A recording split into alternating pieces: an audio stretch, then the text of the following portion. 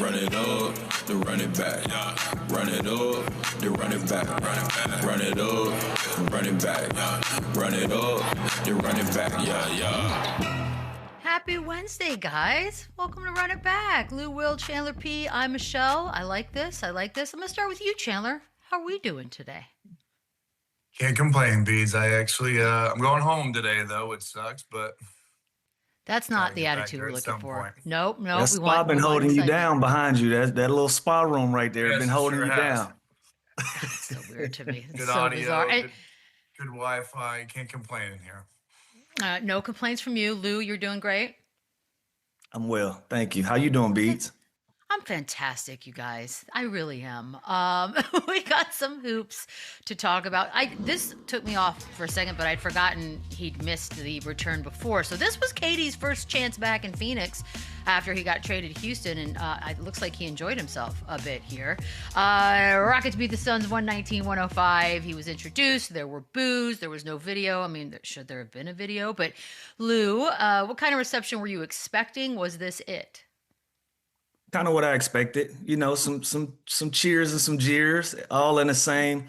No big fanfare, no video. He wasn't there long enough, didn't accomplish enough. It was just a pit stop in the legendary career of Kevin Durant. He really didn't put his footprint on the Phoenix Suns. That was a rough run, and so you know, all is fair. It was what I expected it to be. Yeah, I'm glad there's no video. Good Lord. Like the videos, I feel like everyone these days gets the videos. The only reason why I was a little surprised they didn't, because it is Kevin Durant. And although they didn't win much and he didn't accomplish much there, they didn't win a championship. He wasn't there very long. I still thought maybe they would give him a video just because it feels like these days everybody gets one. But I don't think he should have. I think it was the right play. And again, this is fans. This is what makes it exciting. Those fans expected greatness from that team and that group and Kevin Durant, and they didn't get it. So I'm definitely not surprised by it. But also when I think of Kevin Durant's career, I don't think of him as a Phoenix Suns. Probably the last team I kind of put him with. So I think it's a mutual split. I think they're both better off from it. It's kind of exactly what I expected. Yeah. By the way, I hope that's the precedent being set by the Phoenix Suns to the rest of the league. Like, not everybody needs a video. Just because they were there for a cup of coffee does not mean we need to waste some PA's time putting together some video together with some music, because it's weird and I hate it. But there was a little tension in this one, which we do appreciate as fans. A little KD Dylan Brooks moment seemed to be a time for us to enjoy, I love that. Which I wonder, just simply organically, does this give us a bit of a rivalry, Chandler, just given the circumstances? I mean, sure. To be a real rivalry, I feel like this has to happen in the playoffs or in the conference finals or something more exciting than a end of the season game like this. And there's some history here, obviously, with these guys flipping teams. And Dylan used to be on the Rockets, and Jalen used to be on the Rockets. And then when he switched, there is that kind of get back mentality. And Dylan Brooks has the capability and the power to kind of make any matchup a rivalry here, but. No, I mean, what are we doing? This is Phoenix Suns, Houston Rockets. They're two kind of middle of the pack teams of a game in April, just kind of trying to get to the playoffs and see seeding. But it's fun, it's entertaining, and again, it's going to be a physical game, and it's going to mean, I guess, a little bit more, fresh with these guys playing against their old team that shipped them out. But I don't really see anything here other than that. Yep, that's all I saw. Just some old friends on different teams now, and we're gonna get some fireworks out of it. Even Jalen Green and Thompson getting into it. Like that's just banter right there. I don't see anything that's worthy of a rivalry yet. Like you said, like Chandler just said, rivalries are birthed usually in the playoffs when something is on the line and when it means something, not just an end of the season matchup and Kevin Durant's in town. It got to be more than that. And in the game wasn't all of that either. So, with some of those things that get factored in, we're not seeing a rivalry here now. If something weird happens and they find each other in the playoffs, then we can get some fireworks and it can mean something. If we get some real basketball, some entertaining basketball and some good jawing and some pushing, maybe. But right now, this is nothing. This is just another night in the league. We need a word for a rivalry that's not that. Go ahead, sorry. this game was so lopsided. Like when the first quarter it was 37-21 Phoenix, and then Yeah. kind of started running away from the game and then just completely flipped. Like it looked like this was just going to be an absolute whooping from the Suns. And they were, you could tell they were excited. They were, excited to have Kevin Durant back. The crowd was more into it than they've been recently. And then the fourth quarter just switched to the Houston winning the fourth quarter 38-21. So this game was so lopsided. And to be honest with you, I was surprised to wake up this morning and see that the Rockets won because the Suns got off to such a great start. I was so confused. Well, that's what happens when you allow three guys to have 20. They forgot to play basketball. First quarter, they were locked in, and after that, they got involved in all of the extras and the extracurricular stuff and forgot to hoop, and it went Houston's way. Well, it's been going Houston's way, ever since that loss to Minnesota. That something has clicked, something just turned on in the entire team as a whole, and they've won now 7 straight, which is a great time to do it, considering how wonky the standings are as we head into these last 3 games. Look, they have the Lakers injuries. They've got the Nuggets with a pretty tough schedule here down the stretch, playing OKC and the Spurs over this weekend. So, Lou, are we looking at a world in which the Rockets, after all is said and done, find themselves finishing in 3rd? Oh, that would be crazy. That would be insane. I don't know. I think Denver's playing well enough to sustain and keep their momentum and keep their position. The Lakers are wavering a little bit. They're going through a little bit of turbulence. But, like you just said, Houston's playing really good basketball. They've found something in these lineups that they're putting out there. They've kind of put the rest of the point guard, needing a point guard conversation. I think it's going to bubble back up come playoff time. When you take away some of the easy things that they do on the offensive end, I'm sure teams are going to try to make it tough as they can, for older Kevin Durant to get his scoring. You look at him last night, he was 8 for 20 from the field. If a team comes in the playoffs and try to make that just as difficult for him, they're gonna have some issues there. But I don't see it right now. I still feel like Denver is gonna keep that spot with their schedule, and everything that Houston has to go through to get it. Like we said, looking at these games, the Sixers are trying to figure things out. T-Wolves are trying to figure things out. Grizzlies, they've melded in. So I can see them having 2 challenging games out of the 3. But looking at Denver and what they've been able to do over the last 6 to 8 weeks of the season, I think they keep their spot. Yeah, I agree. I think Denver is the 3rd best team in the Western Conference, and I think one of those top 3 teams will be the champion this year of the NBA of the finals. So Houston's playing great. I feel like this is kind of the way we expected them to play throughout the whole season and be more consistent. Obviously, with Fred going out, they lost a little bit of their identity with Steven Adams going out, which is kind of a big blow to their front court. But they're super talented and they're so athletic. They usually match up really good with their size and their length against whoever they play. Because they're one of the taller teams, especially the starting 5 in the NBA. And then they're deep. Like, they have so many guys that they can throw at you and they defend. Like, this is the version of the Rockets that I always expected this year, and to put themselves in those kind of contending champion talks. And they just haven't done it. They haven't been as consistent.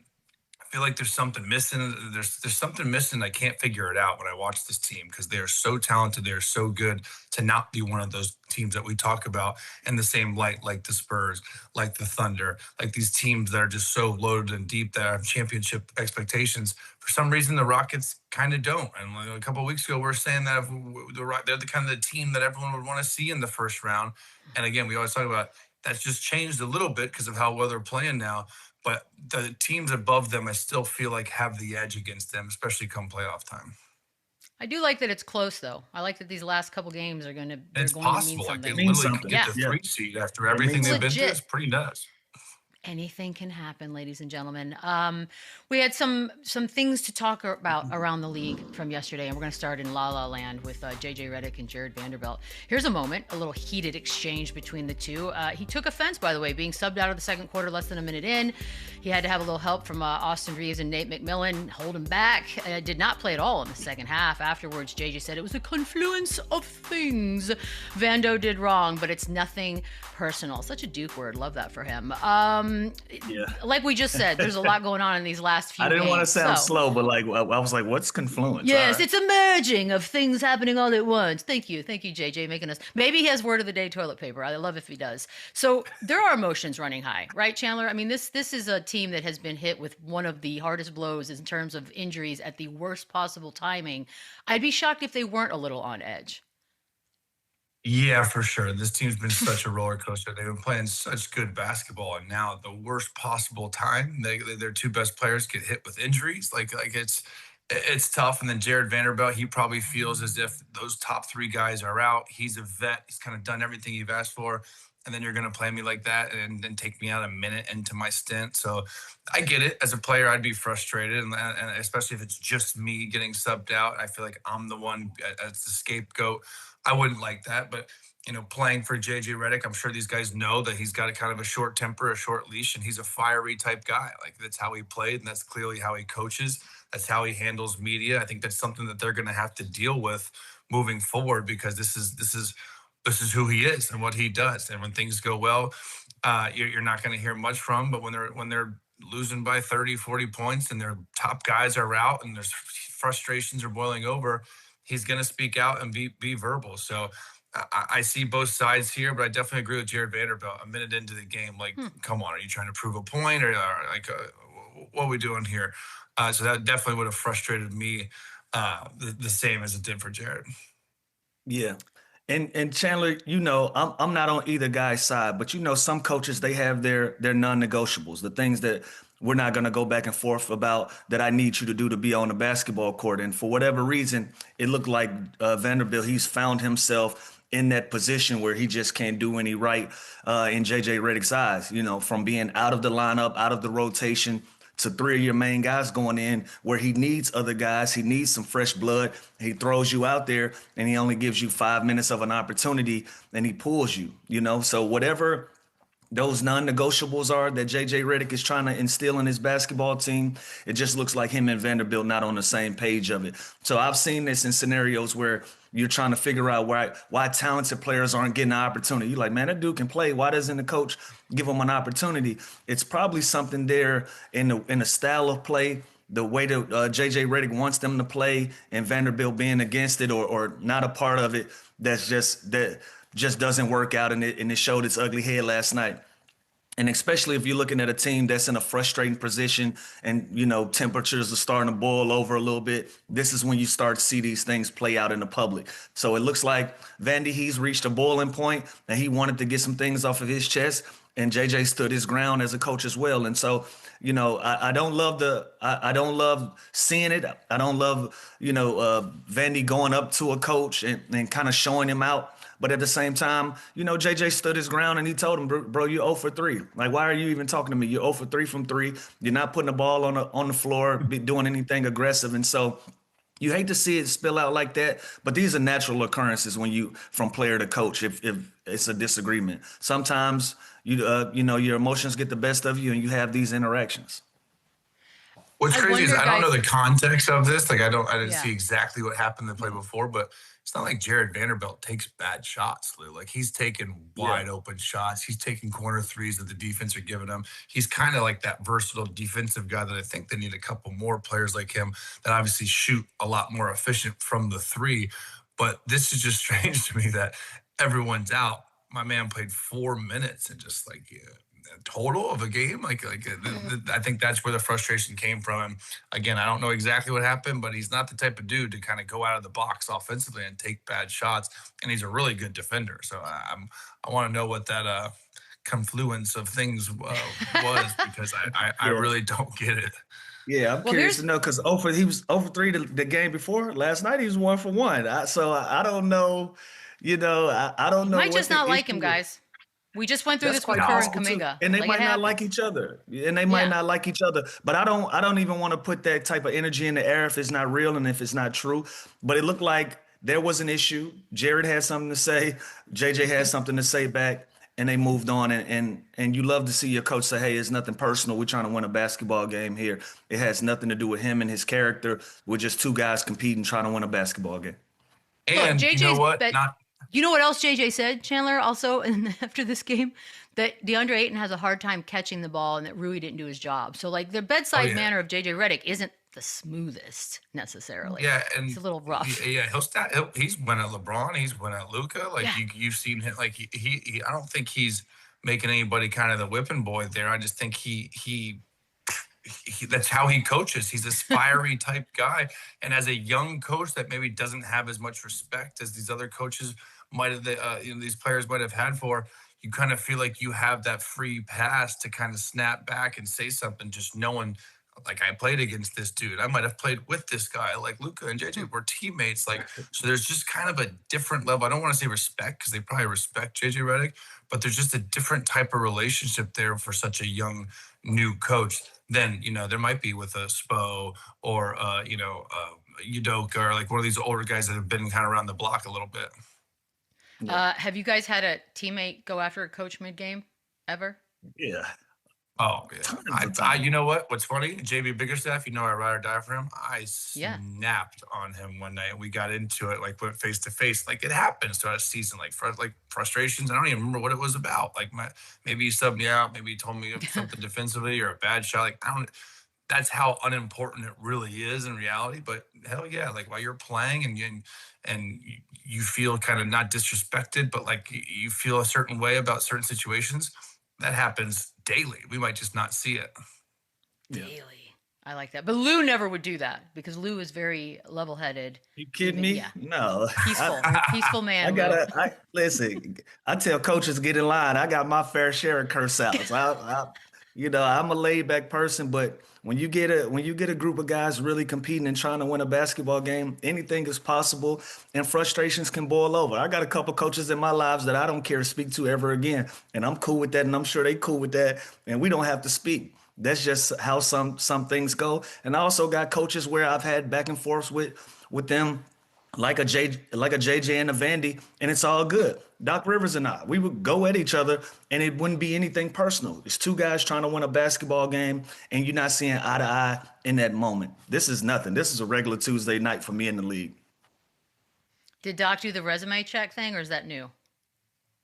Nah, he ain't hit us with a resume check, but he got Not some yet. slick things that he can go to in his bag of coach isms that he can get to that could get under like your that. skin for sure. He didn't use And you that know what one. it is too? I do like It's that. like when it was personal, like when it was nothing should be personal with a player or coach. And I had a situation in Atlanta too. My head coach was Lloyd Pierce. That was personal. I feel like coming in, like when I got traded in the summer, he told me and like in July when I got traded, I'm not gonna play. And I'm like, Respect. I'm sorry. how do you and then he goes, yeah, we're going to develop the young guys. And then on that same season, Alan Crabb was a vet, he played. Vince Carter was the oldest player in the NBA, he played. Evan Turner was on that team, he played. Oh, dear. Every other vet in that locker room played except me, and I did everything he wanted. I went to try, and so that to me, that was personal, and that honestly was kind of the end of my career when I got traded there. So that is a different situation. This tension's flying high in the game, and back and forth. And I missed a defensive assignment, but I'm frustrated from the play before. That happens. But something like that with me and Lloyd Pierce, that's something I won't forgive, and I can't stand the dude, and I don't like him. Me and JB or the other guys, that was just in the middle of a game, emotions high, which I have a feeling that's what this is with Jared and JJ. But it also could be something personal that we don't know about. Stuff happens all the time in the summers and practice and shoot around, team dinners. Yeah, things could happen all the time. I just don't think that was this situation. Well, coming up next, we have Lloyd Pierce. We're going to do an in-depth interview, sit down with Chandler. God, I think we would should love do that that. one day. Just like a real, like, heartfelt kind of interview. Bring 'em Guys, on. we didn't really get to. I know, you would not be afraid. We didn't touch on this, the return of Steph Curry. There's been a lot going on, and so we want to make sure we got this in because remember, he missed the 27 games. Oh, good. All my dogs just broke in. With the knee injury, he scored 29 points in his return against the Rockets Sunday. He had Sixth man of the 17 year. points. I mean, it's coming in strong. Most improved, everything. He's down for it. 2 4-point plays, by the way, is not something we see on a regular basis. Now, 1-1 in those two games, Chandler. I want an optimism check. They are obviously in the play-in. Do they have enough, now that Steph is back, to get 2 wins and get themselves out of that situation? Oh, yeah. They have Steph Curry. And Okay. and again, Portland's kind of up and down. They're young. They don't have that experience. And then anything can happen in that other game, whether it's, the Phoenix Suns or the LA Clippers. Do I think they're better than either of those teams? No, but that's what makes this play-in kind of so similar to March Madness, where anything can happen, like 1 or 2 games, and you find yourself in the playoffs. Now the light at the end of the tunnel is, regardless, it's probably going to be this. It's the San Antonio Spurs. So it's like, congrats, you win. Take these four quick L's against the Spurs. But when you're a team like that, you're in the middle of the pack. You're not going to get a good pick anyways. You're not going to really fall either way. Why not leave it all out there? You're about to have 4 or 5 months of rest in the summer, and go all cards on deck to try and make some noise and trying to get some momentum, at least going into this offseason. With Steph Curry, who's still one of the best players in the world. So can they? For sure. They could win 2 games, but then it gets ugly. Then it's tough. It would be kind of cool to see, Lou. I'm not gonna lie. I kind of like. I want Steph Curry in the playoffs. Yeah. Yeah, it would be amazing to see. And I'm gonna echo the sentiments of what Chandler just said. Any team that has Steph Curry on it, they got an opportunity. They got a chance to win games. My problem is, outside of that, I don't see it. I gotta be honest. I don't see it. Sometimes you gotta believe a team when they show you who they are at this point of the season. Golden State, they haven't made any waves. Haven't moved around very much. They've stayed in that 9-10 spot consistently throughout this season, with all of the injuries and the adversity that they've dealt with. And so I just don't think as a collective they have enough to get out of the position that they're in and make some noise. But man, when you got Steph Curry, you always got a fighting chance and you always got an opportunity. I just don't see the supporting cast giving them what they need to push forward to get them all the way to a guaranteed playoff spot and do the work. Now, listen, with what this team has been through with Draymond and Steph, they've been to the mountaintop. They've seen it all, and they've dealt with being down in playoff series. They've been up in playoff series. They've seen it all. And so if they put some blinders on and they focus on just winning 2 basketball games to get into the playoffs, I think they can do it. I think those 2 guys have the pedigree to do it. Now, when you start looking at the teams they're going to compete against, I think they're just as equally as prepared as Golden State. That's where they're going to run into some roadblocks. But again, man, when you got Steph, you got an opportunity. But as a collective, I don't know if I'm sold on Golden State getting out of this. It would shock the world for sure. Cooper Flagg, by the way, it had felt like a foregone conclusion. Yeah, he has. We thought, Colin Knippel's got this thing wrapped up in Rookie of the Year. 25 last night against the Clippers. Career high 51 against the Magic on Friday. 45 against the Lakers on Sunday. Over the last 3, he's averaging a little over 40 points a game. You know who he is? He's the kid who had the entire semester to do the project and then waited till the final week to turn in an A++ deal. But I'm wondering, they did a straw poll, Tim Bontemps did, and it had Con winning overwhelmingly before Cooper had all of these points. Are we looking at a last minute shock the world Rookie of the Year win here for him, Lou? It's too little, too late for me. Okay. Yeah, I think Con has it wrapped up. He's playing more meaningful basketball. He still has an opportunity to make some waves in a postseason matchup. And like I said, he's just had an opportunity to play minutes that mean something. I think all of these experiences and all of these games that Cooper is going off, that's going to be great for Dallas in the future. But right now, it's Con Knippels to lose. But great run, though, Cooper Flagg. Great run. For anybody that doubted whether you can play at a high level or whether you're this caliber of player, he's putting a lot of that to rest with the run that he's been able to be on individually for the Dallas Mavericks. But no, I think it's Con Knippels' award. I think he's been more consistent in this year with what he's done and what he's brought to the table for his team, the impact that he's had on that team, and how we look at the Charlotte Hornets. We still look at the Dallas Mavericks differently. We look at the Charlotte Hornets in a different light. They're a more exciting team. We feel like they can make some waves. We don't feel like that about Dallas Mavericks. And a lot of that has to do with the play of Con Knippel. Yeah, I think this is, ideal run for Cooper to kind of show everybody, show Dallas, show that team, I am the best player in this draft. I'm the best rookie. I might not win Rookie of the Year just given the circumstances of our season and the up and down and our team success. They only have 25 wins, right? They have 25 wins and Charlotte has 43. So if you're going to look at all around season and impact that you have on that team, it's got to be Con Knipples to win. I think he's one of the, a bright spots. I think that the surprise factor almost helps him. We've thought Cooper was going to be doing this all year long, and I love the fact that he's still playing. Love the fact that they're playing for nothing, and he's still out there going crazy and showing everybody that I can live up to this hype. I can live up to all these expectations. And again, I think he's the best player in the draft. I think Con Knippel is the second best player in the draft, and I think he wins Rookie of the Year just because exactly what Lou said. He's playing on a more meaningful team. We're going to have a chance to see him play in the postseason. The records he's shattering from the three-point line and kind of how he's just basically come on the map and one season as one of the best shooters in the NBA is super impressive.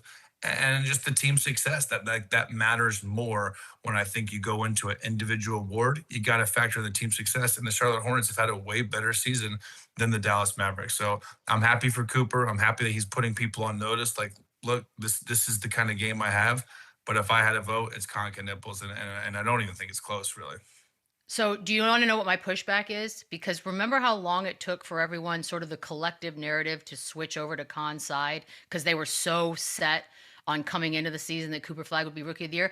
I think that the voters have such a hankering, if you don't mind me using a little Southern word there, to sort of make Cooper Rookie of the Year going back to how they originally saw him, that I wouldn't be shocked if somehow he pulls this one out in the last week, which is, by the way, very unfair. But I then we got to look at the voters. Then we got to look at the voters. Let's do that. That's all I got to say. Then we have to look at the voters if that's the case. If you can play well for 2 weeks to help you out with an argument that you made preseason just to make it look good for you, then we got to look at the voters and how they're looking at the game and how they're judging the game as well. We'll see. And we're gonna again, find out. Not to discredit anything he's done. He is the man on this team. He is the vocal point of the team. He's playing 40 minutes, taking 25 shots a game. Like, he's got the full keys to this car that's broke down like half the season. What's happening? You know what I mean? What's happening with your analogy? You know what I mean? It's not saying it's easy to get buckets on an irrelevant team, but it's different situations, and their numbers are spooky similar, statistically all year long, and one guy is on a playoff team and one guy's not. I feel like that matters, and it should matter. It should matter. Well, we'll find out. Guys, we're going to take a quick break. On the other side, Cameron Brink joins the show. Run it up, then run it back. Run it up, run it back. Back on my bull, back on my bull. It's a new season, it's a new season. And Brink says, no. For three, bull time. L's, bringing home wins, that be the mission. Brink, the enforcer.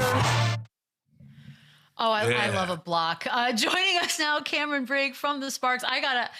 First of all, I think the idea that you block another human being must be such a powerful feeling. That's not my official first question. I'm just wondering if that's true. It's the best feeling in the world, to be honest. It's my favorite. So thank you for showing these videos. Oh God, yeah, I love it so much. Unfortunately, Beads, I had 6 career blocks, so I'm not really familiar with the feeling. But Cam, you're really good at it. 6. Wow, that's good. Whatever. That's a good number. Thanks, I love that condescending. That's good. Okay, we're gonna get things started. Look, we just had the women's championship game. Congrats to UCLA, of course, but your former teammate Lauren Betts had a time, and I think a lot of people have been talking about her since. I know that Fudd has been sort of this talked about number 1 pick. Do you think Betts made enough of room there that she might actually surprise some folks? I think she's a phenomenal player, and I think AZ is as well. And that's why I'm not jealous of those people in those rooms that have to make those tough decisions. But, I admire them both a lot. I just wish them the best of luck. But it's exciting. I'm very excited to see what happens during the draft. You played against Gino Auriemma and UConn in 22. I think people must ask this question all the time just because Gino is a fiery dude. I think that's a really fair adjective to use there. So when you're on the other side in a game against him, what do you see? What do you overhear? What do you make of the way he coaches?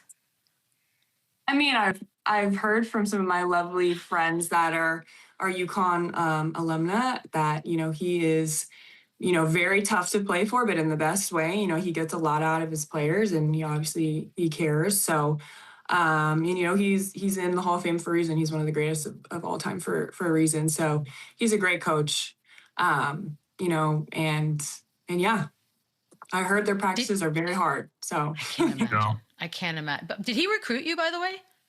Yeah, he did. And it That's was a tough no choice. brainer for I know. I was going to say that. How did you think about that one for a long time? No, Stanford was always 100% for me, I love that. so yeah. Okay, perfect. That's It's always awesome. good when it works out that way. Speaking of the Final Four, in Phoenix over the weekend, Team USA training camp. I know you originally had been picked for the 3-on-3 in this past one, and you were injured, obviously. So now that you are back, healthy, ready to go, and the Olympics are going to be in LA this next time, how stoked are you? I'm very, very excited. Anytime you get to wear USA across your chest, it's a blessing and an amazing opportunity. So I just had a blast this last camp. I was at a camp in December, I think. And just getting to know the players better, the coaches better. It's just such a great time. So I'm just very, very thankful for any opportunity I get. So Caitlin, Angel, Paige, they all just played together a few weeks ago in the FIBA. Is there a world that we can see all four of you guys in 2028 in LA and the Olympics? Because that would be awesome. That would be awesome. I hope to be there. I hope very much. Let's start to be that there. campaign right now. Yeah, that'd be great. What does that look That would be like, sick. y'all against the world? Like, is that It looks what like kind a of gold confidence medal, do you Beads. have? I know. Here goes Chandler loves talking Olympics. So that's really got to do. be a pretty confident walk in to a gym situation, Team USA. Gosh, you guys are trying to get me to say some stuff. I'm not like, No, I'm no. giving the diplomatic answer I have to give is, we have to play. We play everybody with the same amount of respect. That's USA basketball. You can win any game, you can lose any game. So, That's but the perfect that's answer. 2 years out from now, so we will See, see. this seems like forever, Cam. I'm not going to lie to you about that. By the way, we had a nice little trade. Angel Reese leaving Chicago, heading over to Atlanta. What'd you make of that when you heard it? What was your reaction? I'm happy for her. I feel like she's going to love Atlanta. It's a great city, and that's going to be a really tough team to play against. So I'm just excited to see what's happening in free agency. Everything else that's going to be happening is really exciting and kind of crazy. So it's a big year for everybody. And Cameron, you just finished your first season of Unrivaled a few months ago with the Breeze. How much did you enjoy playing with Paige and Rakia during that whole process? It was great. They're such a fun time. It's really great to be able to get in the gym every day with people who work super hard, but are also, able to bring levity and joy to the gym. So there are two people that I just love to be around. And yeah, I'm just really grateful for that time with them. Yeah, all of us are huge fans of the one-on-one tournament. We wanted to go to the NBA really, really badly for All-Star Weekend. We think that would, get a lot of views. Who's the hardest big in the WNBA that you've had to kind of match up against? I mean, Asia for sure. If you don't say Asia, you're crazy. But there are so many amazing bigs. And I think what's so great is how much the game is growing. Technically Stewie and Fee are bigs, but they have guard skills. And they're able to create their own shots, and they're just so versatile. So I'm just, honestly amazed by the level of talent I get to play all the time. And just kind of going back to the one-on-one for All-Star Weekend, the NBA, obviously we don't know who would play, who would take it seriously, but all the NBA players play, all the All-Stars next year, they have to play one-on-one. Who do you got? Who would be your favorite matchup to see in the NBA? And I would say it's like a 2-dribble, 3-dribble max limit. So it's like size can not really matter that much. I don't know, probably Wemby and KD. That would be super fun to watch. Dream That's the matchup. one. Yeah. Wow. God, I'm telling you, I was like, look, the women did it. So what is the problem? Hurry up and follow them. Good Lord. I know, Everything. seriously. A lot, maybe almost all of the WNBA vets happen to be free agents. I'm curious is when you guys are out doing the Unrivaled, is there some recruiting going on? Are there threads where you're sort of like, man, you would be really great out here in Los Angeles? How does that all work? I mean, you guys are just gonna have to wait and see who comes to LA. I don't know. Yeah, of course. I feel like we always have banner here and there, but we already have such a great squad, and we're looking to add to it, and it'll be really, really cool. So stay tuned this year, you guys. It's going to be a movie for sure. Okay, we I'm putting will. you on the spot, but in a positive way about your own team. So, assuming Hamby and Plum are back, right? This is a playoff team, correct? Oh, for sure.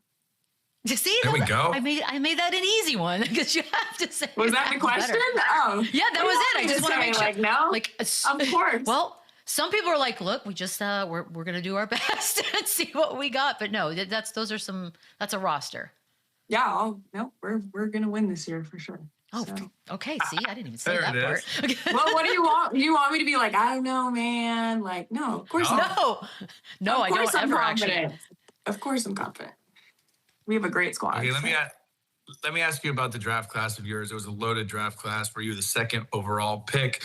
Obviously, with the injuries that you've had to deal with, you haven't been able to show your full game yet. Just how excited, how much work have you put in just to kind of get back to that level and kind of show everybody why you were the second pick and that you're the best big in that draft, possibly the league?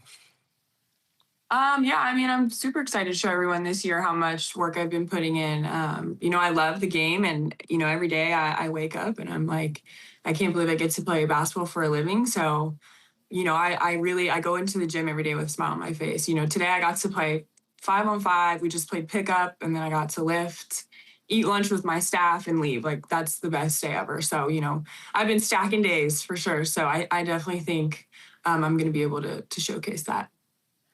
So you're doing all that, obviously the day job. Then you're a swimsuit model for Sports Illustrated. Then you're also planning a wedding.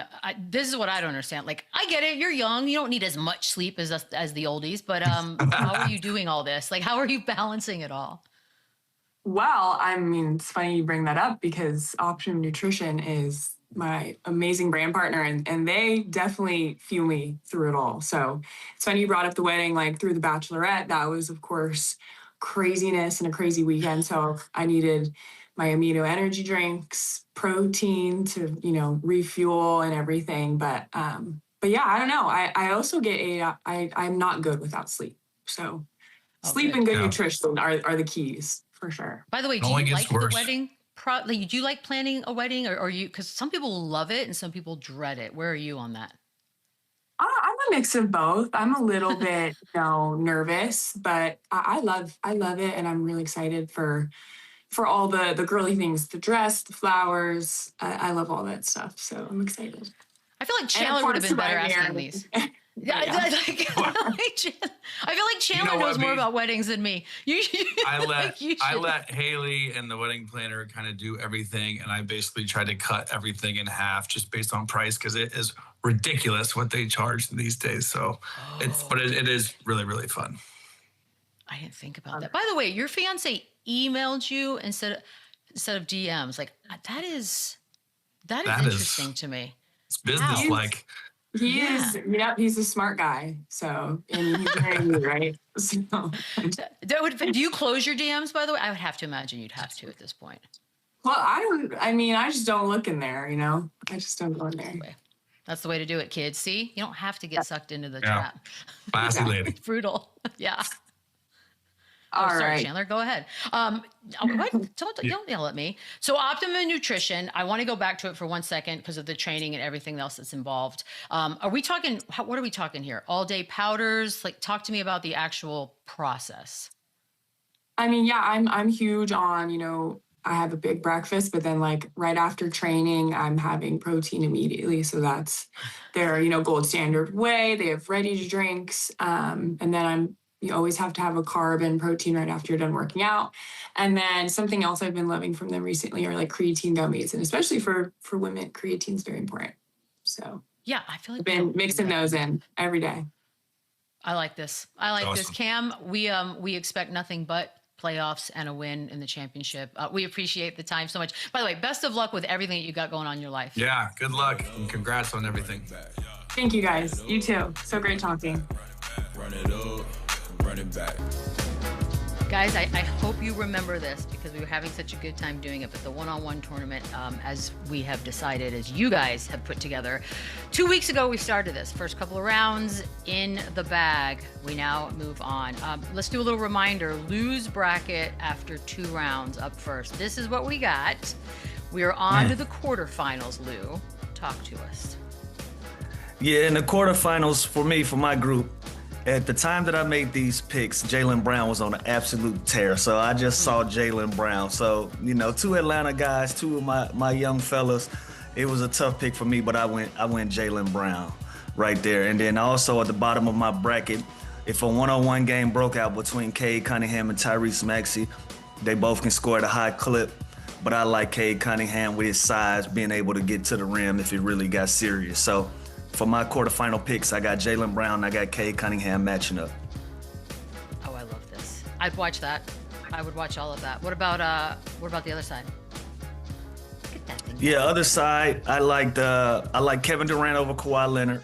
Just the size factor. Again, if you check the ball up and jab step, KD is going to be able to shoot over a lot of guys, including Kawhi. I know what he brings to the table on the defensive end, but I had to go Kevin Durant. And then I had Joel Embiid over Victor Wembanyama.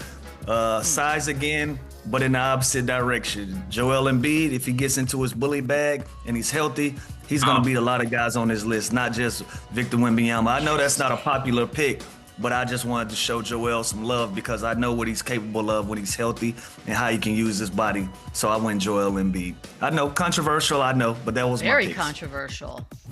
Well, you know what? This is exactly why we should do it, because it's not what I picked, but I can see it happening, and we don't know till it happens. Means let's pull up our bracket here. Roll it. Roll the tape. Roll the beautiful bean footage, Chandler. Yeah, well, until then, Chandler. Okay, right, okay. Now here's what we. Oh wait, hold on. I just want to remind everyone that Alfred Şengün's on here for Chandler. Okay, keep going. Gooner, yeah. Oh, the Gooner's still in it, and he's going strong. Oh Lord. Okay, now listen, Jaylen Brown again. He's been on an absolute heater. Devin Booker's probably one of my favorite one-on-one ISO plays, mid-range jab. Get to his spot. I got Devin Booker. I think he handles his business there. I think he is an elite mid-range one-on-one scorer. Not saying that Jaylen Brown's not, but this would be one of my favorite matchups of the tourney. Then I got Cade Cunningham over Jamal Murray, just simply size. Again, I don't know how many dribbles, what the format will be, but Cade Cunningham is one of the taller point guards, and Jamal Murray is going to struggle defensively, just kind of stopping him getting downhill, shooting over him. And the other side is where it gets tricky for me. Kevin Durant, Kawhi Leonard, this is probably the matchup of the tourney of my bracket, and it could go either way here. I just think Kevin Durant is probably pound for pound the best one-on-one scorer ever. So it's hard for me to not take him, although Kawhi Leonard could present him some challenges with physicality and defense. But I had to go KD here. And then this one hurt. I wanted the Gooner to go all the way here in my bracket. But Wemby is just too long, too talented, too good. I don't really know how to stop him one-on-one, especially, giving him the ball with a live dribble or off a triple threat. I got to go Wemby here, although I know it's probably a surprise to you guys because Sengun is my guy.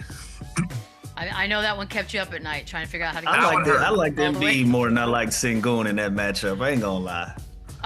Okay, we're going to take a quick break, see what you guys ended up with for your semis and your winners after the break. Okay, Lou, your semis and your winner. Let's see it. All right, here we go. So in the semifinals, I like Jaylen Brown over Cade Cunningham. Just one-on-one when we start talking about bag work. The Boston Celtics, they've got criticized for being a team that plays a lot of one-on-one basketball and a jump shooting team. So why not in a one-on-one setting? Is this not going to translate? So I like Jaylen Brown over Cade Cunningham. On the other side, it's not a lot of people that's going to be able to beat Kevin Durant in a one-on-one game. And if somebody got a problem with our picks, tell these guys to line it up. Let's actually do it. And I think Kevin Durant is one of the guys that would actually play if this was to happen. So in my one-on-one tournament, my winner is none other than the easy money sniper. I got Kevin Durant. I don't see a lot of people beating him one-on-one when it's just you and him on that floor and you got to go out and win a basketball game against him. So KD is my winner all in all. The inaugural one-on-one winner for Lou. Chandler? That is hard to argue. And I think KD would actually play if this got real. I think he would too. I really do. Yeah, I agree. All right, okay, Chandler, my let me see it. final four, as we put it up there, Love that. is Devin Booker against Cade Cunningham. I will say this. The guards, I think, are in a little bit of a disadvantage just nowadays. They're so versatile with the bigs, the way they can move. Guys like Wemby, guys like Kevin Durant. I think defensively they have an advantage. But in this guard matchup, I got to go just more offensive power, more to his bag. It's Devin Booker to me. Again, I think he's one of the best mid-range, post-up, or off the dribble, or off the catch scorers that we have. He can shoot the ball, better than most, and he can handle it and get downhill. So I love Devin Booker, and he's both these guys, Cade and Devin, are bigger. So I think they can handle defensively, defensive challenges with the bigger guys. Now on the other side, this would be a matchup I would pay. I don't care what city All-Star Weekend is in. I will go if this is the matchup. I think this is what everybody would want to see. Two absolute freak, unicorn, length, size, handle. And I got to give the edge to Kevin Durant. I don't care how old he is. I think he is the best one-on-one player that ever touched a basketball. So now you go down to the finals. Kevin Durant against Devin Booker. Again, I think the bigs have an advantage here just for sheer size. Kevin Durant, it's hard to argue. If I think he's the best basketball player of all time, one-on-one player of all time, I think he's the best one-on-one player in this tournament. This feels like such a no-brainer, and everyone agrees. Let's get it done. He would crush. By the way, if Kyrie was in this, how far would he go? Would he get to the KD round? Would he beat KD? Like, where's that going?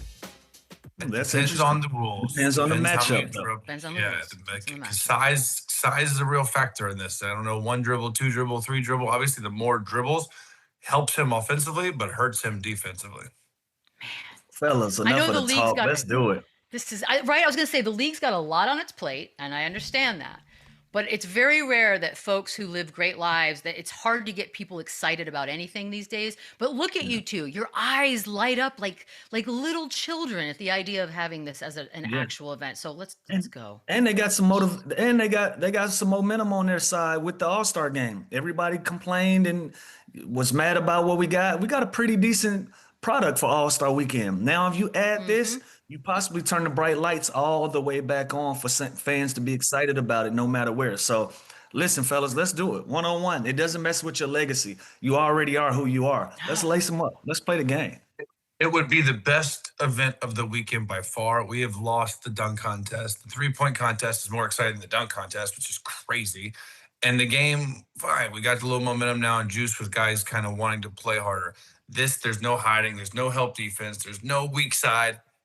We got to do it. Let's get it. And I don't even care if it's the All-Stars. Let's get some one-on-one. Let's get some Jordan Clarksons, Peyton Pritchards. Let's get some Anthony Simon. Peyton Pritchard's the ringer. Throw some one-on-one just assassins out there. That'd be more fun to watch. Yeah, that's where it gets tricky. We might possibly have some guys in it that we don't really want in it. Because if I played, I want in. I want to see this, So there's some guys out there that want to prove that they're on the level of a Kevin Durant or Victor Wembanyama in a one-on-one setting that's going to want in. And that's where it's going to get tricky at. But again, when we looked at Jaylen Brown, when he did the dunk contest, it wasn't his greatest run, but who cares after a while? Nobody cared. Like, he took his jokes in stride and he kept going. He's still one of the best players in the league. So playing one-on-one, this isn't a legacy piece. Like, trolls are going to troll. That's the world that we live in now. But I just want to see these guys play and be the best players in the world. And we want to see it. And like a guy also, like it would Cam be where Thomas. legends would get made. Okay, yeah. A guy like Cam Thomas, Legend. up and down, just cut, waved, hasn't show everybody that, look, I mean, I guess that's always been his problem, not being able to fit on a team, but let him go showcase his one-on-one skills. There you go. Guys, make it happen. We talk about this every day, and maybe we will. Chris Mannix tomorrow. Have a good one.